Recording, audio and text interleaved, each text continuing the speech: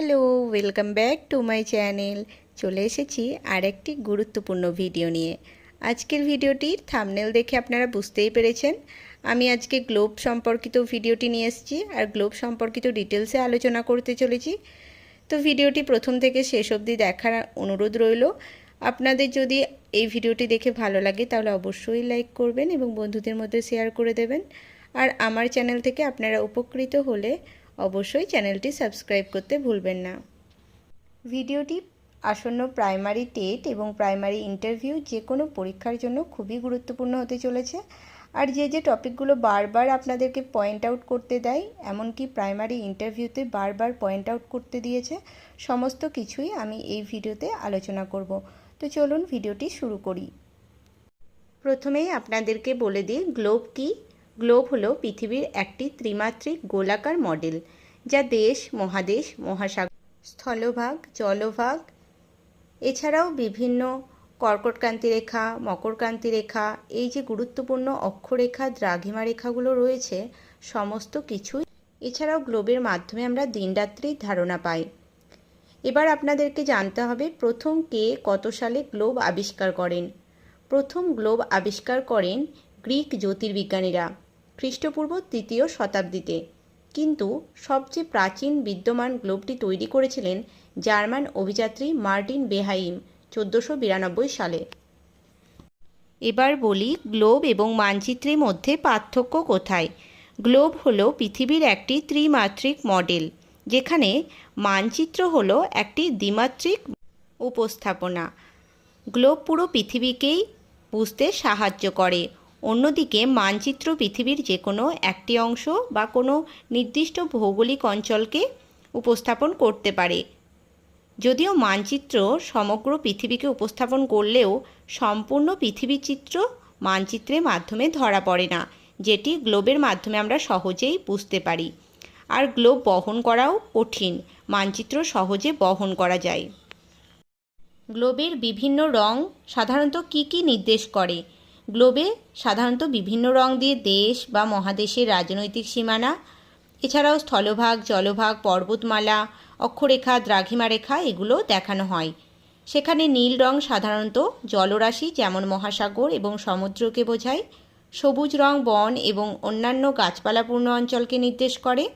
বাদামি রং মরুভূমি, পর্বত এবং অন্যান্য উঁচু ভূমি বোঝাতে ব্যবহৃত হয়। কোন কোন জায়গাগুলো বারবার গ্লোবে নির্দেশ করতে দেয়, এবার সেগুলো আমি আলোচনা করব।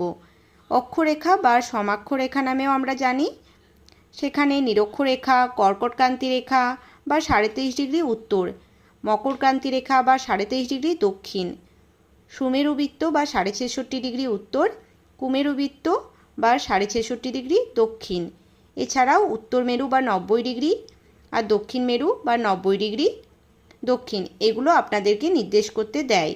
এছাড়াও কিছু দ্রাঘিমা রেখার মধ্যে মূলমধ্য রেখা, আন্তর্জাতিক তারিখ রেখা এগুলো আপনাদেরকে নির্দেশ করতে দেয়।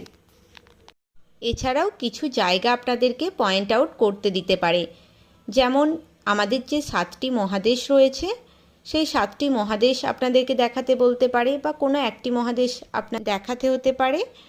যে 5টি মহাসাগর রয়েছে সেই 5টি মহাসাগর দেখাতে হতে পারে, বা যে কোনো একটি মহাসাগর বলে দিয়ে আপনাকে দেখাতে হতে পারে। এবার সেই মহাদেশগুলোর ভিতরে বিভিন্ন দেশ রয়েছে, যেমন এশিয়া মহাদেশের ভিতরে বিভিন্ন দেশ রয়েছে। সেখান থেকে কোন কোন দেশগুলো বারবার দেখাতে দিয়েছে সেগুলোই আমি বলবো।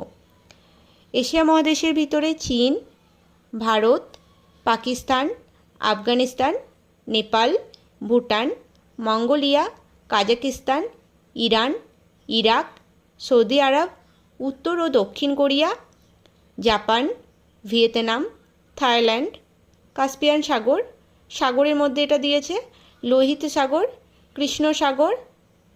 আবার জায়গার মধ্যে দেশের মধ্যে মালয়েশিয়া, ইন্দোনেশিয়া, আবার মরুভূমির মধ্যে দিয়েছে থর মরুভূমি, মঙ্গোলিয়ার যে গোবি মরুভূমিটা দিয়েছে, হিমালয় পর্বতমালা দেখাতে দিয়েছে, মাউন্ট এভারেস্ট দেখাতে দিয়েছে, এছাড়াও গঙ্গা নদী, ইয়াংশিকিয়াং নদী যেটা চীনে আছে, ভলগা নদী ইউরোপ মহাদেশে রয়েছে, উজবেকিস্তান, এছাড়াও বৈকাল হ্রদ এগুলো আপনাদের দেখাতে দিয়েছে। এখানে এশিয়া মহাদেশের কিছু জায়গার নাম এছাড়াও কিছু সাগরের নামও এখানে দেওয়া রয়েছে, সবগুলো এশিয়া মহাদেশে নেই। এবার আফ্রিকা মহাদেশ থেকে যে দেশগুলো বারবার দেখাতে বলে: সুদান, মিশর, লিবিয়া, নাইজার, নামিবিয়া, সাহারা মরুভূমি, আলজেরিয়া, কালাহারি মরুভূমি, মরক্কো, নীলনদ, বতসোয়ানা, আসোয়ানবাদ এবং কেনিয়া। এই জায়গাগুলো বারবার প্রাইমারি ইন্টারভিউতে দেখাতে বলেছে। এবার বলবো ইউরোপ মহাদেশ থেকে যে যে দেশগুলো বা যে যে জায়গাগুলো বারবার দেখাতে বলেছে: Norway, Sweden, Finland, Denmark, England বা United Kingdom, Poland, Germany, France, Spain, Greece, Italy, Portugal and Alps পর্বত।